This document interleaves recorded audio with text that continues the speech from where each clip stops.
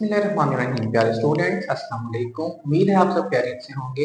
मैं हूं अली हसन, आपका chemistry teacher, and welcome to my YouTube channel chemistry with Ali Hasan.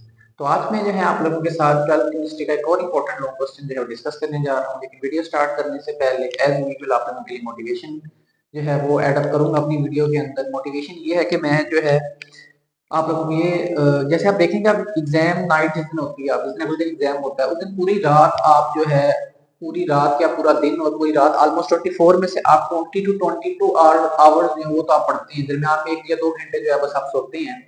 तो ये देखें कि उस एक नाइट के अंदर आप कितना स्ट्रेस लेते हैं और कितना ज्यादा आपके ऊपर जुनून सवार होता है कि नहीं यार, आज पूरी रात के अंदर मुझे ये भी याद करना है, ये भी याद करना है, ये सरली का गेस्ट पेपर है, इसमें जो क्वेश्चन है वो भी याद करनी है, सरली ने वीडियो में ये चीज बताई ये भी याद करनी है, यार ये इंपॉर्टेंट है, ये भी करना है, ये भी करना है। मींस आपका बस नहीं चल रहा होता कि आप पूरी बुक को एक रात के अंदर अपने दिमाग के अंदर जो है वो किसी भी तरीके से आप पेनिट्रेट कर लें।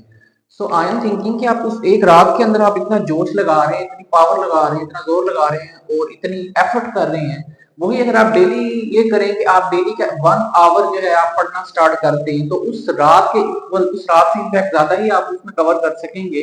और उस डेली का 1 आवर आपकी उस रात के 12 घंटे की जो है या 4 घंटे की जो है वो इक्वल हो जाएगा। लेकिन डेली तो हमें पढ़ना ही नहीं है। क्यों? क्योंकि हमें तो फोन के ऊपर रील्स देखनी है, हमें तो रैंडम लोगों को रिक्वेस्ट सेंड करनी है। क्यों? फिर हम कहते हैं क्यों नहीं हो रही पढ़ाई। आखिर क्यों नहीं हो पा रही है पढ़ाई? क्योंकि हम करना ही नहीं चाह रहे हैं पढ़ाई। क्यों नहीं करना चाह रहे हैं यार? लाइफ में डिस्ट्रैक्शन बहुत है यार। आज तो मुझे इंस्टाग्राम पे रील्स देखनी है, आज तो मुझे बटरफ्लाई से बातें करनी है। बेटा फिर आप ऐसा करेंगे, आप बटरफ्लाई से चैटिंग ही करें, पेपर भी आपको बटरफ्लाई सॉल्व करेगी। ठीक है, तो इट्स बेटर कि आप पढ़ना स्टार्ट करें। अब तो खैर वैसे ही करीब है। खैर आप डेली जो है वो 1 आवर जो है अपनी स्टडी को दें और अपनी प्रिपरेशन स्टार्ट करें, क्योंकि अब नेक्स्ट मंथ से आपके वैसे एग्जाम्स हैं, तो पीछे टाइम नहीं रह गया वेस्ट करने की। तो डेली आप 1 आवर से 2 आवर जो है बैठ के लास्ट में पढ़ा करें। खैर 12th केमिस्ट्री चैप्टर नंबर 1 आप लोगों के साथ आज इंपॉर्टेंट लॉन्ग क्वेश्चन है, एज वेल एज शॉर्ट के अंदर भी आ जाता है। हाइड्राइड की इसके टाइप्स में से कोई एक टाइप पूछी जाती है, वो डिस्कस करने जा रहा हूँ। आइए मेरे साथ। क्वेश्चन ये आया है, define hydride, discuss its types with properties. ये बेटा जी डिफरेंट बोर्ड्स में डिफरेंट ईयर्स में अब तक जो है वो 3 टाइम्स रिपीट हो चुका है। ठीक है, पॉसिबल है इस साल भी आ सकता है। इसको आप अंडरस्टैंड कर लें। हाइड्राइड्स क्या होती है, इसे लास्ट टॉपिक के अंदर हमने हेलाइड्स को डिस्कस किया था, आज हम हाइड्राइड्स डिस्कस करेंगे। सेम डेफिनेशन है, फर्क सिर्फ इतना है कि हेलाइड्स के अंदर हेलोजन जब किसी और एलिमेंट से मिलती है तो हेलाइड्स बनते हैं। हाइड्राइड्स में हाइड्रोजन अपने अलावा किसी और एलिमेंट से मिलेगी तो क्या बन जाएंगे? हाइड्राइड्स। तो ये चीज डेफिनेशन में लिखी है जी, binary compound of hydrogen with other elements के हाइड्रोजन जो है, हाइड्रोजन के कंपाउंड या हाइड्रोजन का कॉम्बिनेशन जब भी किसी और एलिमेंट के साथ बनता है तो उसे हम क्या देते हैं? हाइड्राइड्स कहते हैं। बाइनरी की टर्म दोबारा यहाँ पर आई है, बाई मींस टू होता है। नेरी का वर्ड नेरस से जो है वो निकला है, जिसका मतलब क्या होता है? कंपोनेंट। ग्रीक वर्ड है आपके पास ये। अच्छा, ऐसा कंपाउंड जिसके अंदर 2 कंपोनेंट्स हो, 2 कंपोनेंट्स का मतलब एक हाइड्रोजन हो और एक इसके अलावा कोई दूसरा कंपोनेंट हो, वो सोडियम भी हो सकता है, वो पोटेशियम भी हो सकता है, वो कार्बन भी हो सकता है। तो बहरहाल ऐसा कंपाउंड जिसके अंदर 2 डिफरेंट कंपोनेंट्स हो उसको हम बाइनरी कंपाउंड्स का नाम दे देते हैं। एग्जांपल में देखें जी, आपके पास हाइड्रोजन के साथ बेरिलियम को मिला के लिखा गया, हाइड्रोजन के साथ लिथियम मेटल मिली है, हाइड्रोजन के साथ जिंक मेटल मिली है, हाइड्रोजन के साथ पोटेशियम भी। तो पूरे पीरियोडिक टेबल में हाइड्रोजन के अलावा, हाइड्रोजन अपने अलावा जब भी दूसरे एलिमेंट से मिलेगा तो that will result in the formation of hydrides. तो उम्मीद करता हूं हाइड्राइड्स का कांसेप्ट यहां पे क्लियर हो गया। क्लासिफिकेशन की तरफ बढ़ते हैं जी। On the basis of nature of bonding hydrides की क्लासिफिकेशन की जाती है नेचर ऑफ बॉन्ड की बेस पे। कुछ आयोनिक हाइड्राइड्स होते हैं, कुछ पॉलीमेरिक होते हैं, कुछ कोवलेंट होते हैं। आयोनिक हाइड्राइड्स वो हाइड्राइड्स होते हैं जिसमें आयोनिक बॉन्ड होता है, पॉलीमेरिक हाइड्राइड्स में पार्शियल आयोनिक बॉन्ड होता है, कोवलेंट हाइड्राइड्स में कोवलेंट बॉन्ड होता है। इनको आगे डिटेल के साथ डिस्कस करते हैं। फर्स्ट टाइप है आयोनिक हाइड्राइड्स। आयोनिक हाइड्राइड्स ऐसे हाइड्राइड्स हैं जिसमें बेसिकली क्या होता है? Ionic bond. तो हमने डेफिनेशन में ये लिखा कि hydrides having the ionic bond. ऐसे हाइड्राइड्स जिनके अंदर आयोनिक बॉन्ड हो उनको हम क्या कह देते हैं जी? Ionic hydrides. जैसे NaH सोडियम और हाइड्रोजन के दरमियान में आपके पास आयनिक बॉन्ड है, कैल्शियम और हाइड्रोजन के दरमियान आयनिक बॉन्ड है, और KH जो है इसमें भी आयनिक बॉन्ड है। फॉर्मेशन की बात की जाए जी, ग्रुप 1A के एलिमेंट जितने भी हैं आपके पास और उसके अलावा ग्रुप 2A के जो हैं वो सारे एलिमेंट्स जो हैं एक्सेप्ट जो टॉप मेंबर्स हैं बेरिलियम और मैग्नीशियम, इनको आप निकाल दें। इनके अलावा बाकी जितने भी हैवियर मेंबर्स हैं, हैवियर मेंबर्स कहने का मतलब मकसद ये है यहाँ पर कि डाउन द ग्रुप जाएंगे तो साइज इंक्रीज होगा और एलिमेंट जो है वो हैवी होता चला जाएगा, उसका एटॉमिक मास इंक्रीज होता जाएगा। तो बेरिलियम और मैग्नीशियम, बेगम जीर, इनको आप निकाल दें। अलावा बाकी जितने भी एलिमेंट्स जो हैं वो हाइड्रोजन से मिलेंगे तो आयनिक हाइड्राइड्स बनेंगे। ग्रुप 1A के भी एलिमेंट्स है जिसमें आपके पास है, हाँ, एक तो हाइड्रोजन खुद है, उसको तो खैर हम नहीं लिखते, उसके अलावा हाली, ले, की, रब, ठीक है, रब से फरियाद, ये सारे एलिमेंट जब मिलेंगे हाइड्रोजन के साथ तो that will result in the formation of ionic hydride. जैसे Na जब H से मिलता है तो NH बन जाता है। इसी तरीके से ग्रुप 2A के अंदर बेगम मजीद का कैल्शियम मिलता है तो CH2 बन जाता है। खैर ये आप इस तरीके से इसकी फॉर्मेशन भी डिस्कस कर सकते हैं और आप बता सकते हैं कि जब भी मेटल्स मिलेंगे किसके साथ, हाइड्रोजन के साथ, hydrogen is a non metal, तो मेटल और नॉन मेटल के कॉम्बिनेशन से हमेशा क्या बनता है, आयनिक बॉन्ड, और वो हाइड्राइड्स भी क्या कहलाते हैं, आयनिक हाइड्राइड। प्रॉपर्टीज की बात की जाए, दे हैव हाइड्राइड आयन, सबसे इंपॉर्टेंट बात इनके पास हाइड्राइड आयन होता है। हमें समझना है व्हाट इज हाइड्राइड आयन। बेटा ये देखिए, लेट्स से हम ये NaH की एग्जांपल लेते हैं, इसमें सोडियम मेटल जो है ये क्या करेगी, इलेक्ट्रॉन को लूज कर देगी, और जो ही इलेक्ट्रॉन लूज करेगी वो एक इलेक्ट्रॉन आपका हाइड्रोजन एटम झट से जो है वो पकड़ेगा और इस पे नेगेटिव चार्ज आ जाएगा, और इसी को हम क्या कह देते हैं, हाइड्राइड आयन। तो आयनिक हाइड्राइड्स के अंदर कौन सा आयन होता है, हाइड्राइड आयन होता है। Negative ion in the form of hydride ion. फिर जी बेसिक सी प्रॉपर्टीज हैं जो आयनिक सॉलिड्स के अंदर होती हैं, ये क्रिस्टलाइन सॉलिड्स होते हैं। जैसे आपके पास नमक है वो भी सॉलिड फॉर्म के अंदर होता है, क्रिस्टल होते हैं, they have high melting and boiling points. Ionic bond strong bond है जिसकी वजह से इनके मेल्टिंग और बॉइलिंग पॉइंट्स हाई होते हैं। They are conductors of electricity in solution state और एक्वस फॉर्म। दोनों स्टेट्स के अंदर इलेक्ट्रिसिटी के कंडक्टर्स बन जाते हैं क्योंकि दोनों स्टेट्स में आयंस फ्री हो जाते हैं।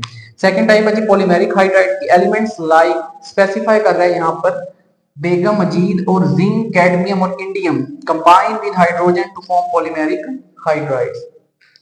जब आपके पास जो है मॉडरेट इलेक्ट्रोपॉजिटिव एलिमेंट्स या मॉडरेट इलेक्ट्रोनेगेटिव एलिमेंट्स मिलते हैं हाइड्रोजन के साथ, तो क्या बनते हैं, पॉलीमेरिक हाइड्राइड्स। जैसे BeH2, ZnH2, CdH2, MgH2, ये सारे आपके पास पॉलीमेरिक हाइड्राइड्स हैं। प्रॉपर्टीज भी लिख दी हैं जी, their properties are in between ionic and covalent hydrides. इनको इंटरमीडिएट हाइड्राइड्स भी कहते हैं। उसकी रीजन क्या होती है कि इनकी प्रॉपर्टीज आयनिक और कोवलेंट के इन बिटवीन लाई करती थी, कुछ प्रॉपर्टीज आयनिक वाली, कुछ प्रॉपर्टीज कोवलेंट वाली। दे हैव पॉलीमेरिक स्ट्रक्चर, उनके स्ट्रक्चर्स क्या होते हैं, पॉलीमेरिक। पॉलीमेरिक का मतलब इनके जो मॉलिक्यूल्स हैं उनके बहुत सारे यूनिट्स आपस में मिलकर एक बड़े साइज का पॉलीमर बना देते हैं, जिसके नेम पर इसे कहा जाता है कि they have polymeric structure. Last type है जी कोवलेंट हाइड्राइड, ऐसे हाइड्राइड जिसमें कोवलेंट बॉन्ड होगा उनको क्या देंगे जी, कोवलेंट हाइड्राइड। एग्जांपल में देख लें जी, CH4, SiH4, NH3, H2, HCl etcetera. और एक और इंपॉर्टेंट बात क्या याद रखिए कि जब भी कोई नॉन मेटल हाइड्रोजन से मिलेगी, हाइड्रोजन भी नॉन मेटल है, क्या हम ये कहें कि जब दो नॉन मेटल आपस में मिलेंगे तो उन्हें क्या बनेंगे, कोवलेंट हाइड्राइड। जैसे आप एग्जांपल में देखें जी, कार्बन भी नॉन मेटल है, हाइड्रोजन भी नॉन मेटल है, मिली तो कोवलेंट हाइड्राइड बना। सिलिकॉन नॉन मेटल है, यहाँ से नाइट्रोजन आपकी नॉन मेटल है, ऑक्सीजन नॉन मेटल है, आपके पास Cl, क्लोरीन भी आपका क्या है, नॉन मेटल। तो जब भी दो नॉन मेटल्स आपस में मिलती हैं तो उनके बिटवीन कोवलेंट बॉन्ड बनता है, और ऐसे हाइड्राइड्स को नाम क्या दे देते हैं, कोवलेंट हाइड्राइड्स। अब प्रॉपर्टीज देख लीजिए, दे आर यूजुअली गैसेस और volatile liquids. Covalent bond is a weak bond as compare to ionic bond. इस वजह से इनकी फिजिकल स्टेट क्या होती है कि या तो ये गैसियस फॉर्म में पाए जाते हैं या फिर लिक्विड्स की फॉर्म में पाए जाते हैं। They are non conductors of electricity, उसके अलावा इनका इलेक्ट्रिसिटी पास ऑन नहीं होती। रीजन क्या होती है कि फ्री आयंस भी नहीं होते, फ्री इलेक्ट्रॉन्स भी नहीं होते। They are soluble in organic solvents, ये नॉन पोलर नेचर के होते हैं, इसी वजह से ये हल भी किसके अंदर होते हैं, नॉन पोलर सॉल्वेंट्स में, ऑर्गेनिक सॉल्वेंट्स में। ये पॉइंट इंपॉर्टेंट है जो आपको समझना पड़ेगा। Their bond energies depend on size electronegativity of the element. कहते हैं कोवलेंट हाइड्राइड्स की जो बॉन्ड एनर्जीज है वो डिपेंड करेगी एक तो साइज पर और एक इलेक्ट्रोनेगेटिविटी पे। इसके लिए मैंने रिलेशन लिख दिया। रिलेशन क्या है, ये बॉन्ड एनर्जी का इनवर्स रिलेशन होता है साइज के साथ और डायरेक्ट रिलेशन होता है डिफरेंस ऑफ इलेक्ट्रोनेगेटिविटी के साथ। इसको एग्जांपल से समझते हैं जी। हम कहते हैं हम covalent hydrides, fluorine form most stable hydrides. Fluorine जो है ये मोस्ट स्टेबल हाइड्राइड जो है वो बनाता है। क्यों बनाता है जी, due to small size and highest electronegativity. क्योंकि फ्लोरीन जो है वो अपने ग्रुप के अंदर टॉप के ऊपर पड़ा हुआ है, जिसकी वजह से इसका साइज क्या है, सबसे स्मॉल। तो ये देखिए जितना साइज स्मॉल होगा उतनी बॉन्ड एनर्जी क्या हो जाएगी, ज्यादा। इतनी बॉन्ड एनर्जी ज्यादा होगी उतना वो कंपाउंड ज्यादा स्टेबल होगा, क्योंकि स्टेबल चीज को तोड़ने के लिए हमेशा ज्यादा एनर्जी लगानी पड़ती है। तो इसलिए जो फ्लोरीन के हाइड्राइड्स हैं वो मोस्ट स्टेबल होंगे। एक तो फ्लोरीन का साइज क्या है, कम। दूसरा डिफरेंस ऑफ इलेक्ट्रोनेगेटिविटी का फैक्टर आप अंडरस्टैंड करें कि फ्लोरीन की इलेक्ट्रोनेगेटिविटी सबसे ज्यादा है 4। तो डिफरेंस ऑफ इलेक्ट्रोनेगेटिविटी हाइड्रोजन की 2.1, 4 में से 2.1 माइनस करें 1.9 आंसर आता है। तो HF के केस के अंदर यहाँ पर डिफरेंस ऑफ इलेक्ट्रोनेगेटिविटी कितना निकलता है, इसको लिख भी देते हैं कि difference of electronegativity in the case of HF अगर हम निकालें तो ये आता है 1.9। तो यहाँ पर मैक्सिमम डिफरेंस आता है इलेक्ट्रोनेगेटिविटी का। जितना डिफरेंस ऑफ इलेक्ट्रोनेगेटिविटी ज्यादा होगा उतनी बॉन्ड एनर्जी क्या होगी, ज्यादा होगी। अगर आप एक्चुअली केस में निकाल रहे हो तो Cl की इलेक्ट्रोनेगेटिविटी कम होकर आपके पास हो जाती है 3.2। अब 3.2 में से माइनस करें 2.1 को तो 1.2 आंसर आता है, यानी कि 1.2 जो है इससे कम वैल्यू है। डिफरेंस ऑफ इलेक्ट्रोनेगेटिविटी कम हुआ तो बॉन्ड एनर्जी भी क्या होगी, कम। तो दोनों फैक्टर से हमने इसको अंडरस्टैंड किया कि क्यों जो है HF जो है उसकी बॉन्ड एनर्जी जो है वो मैक्सिमम होती है।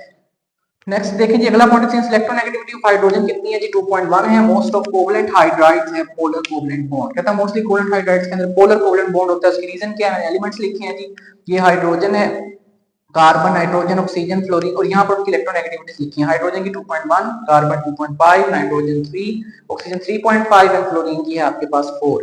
अच्छा, अब इससे में हमने क्या चीज अंडरस्टैंड करनी है, हम कोवलेंट हाइड्राइड्स की बात कर रहे हैं। ग्रुप 4 से लेके ग्रुप 7 तक जब एलिमेंट्स मिलते हैं हाइड्रोजन से तो कोवलेंट हाइड्राइड्स बनते हैं।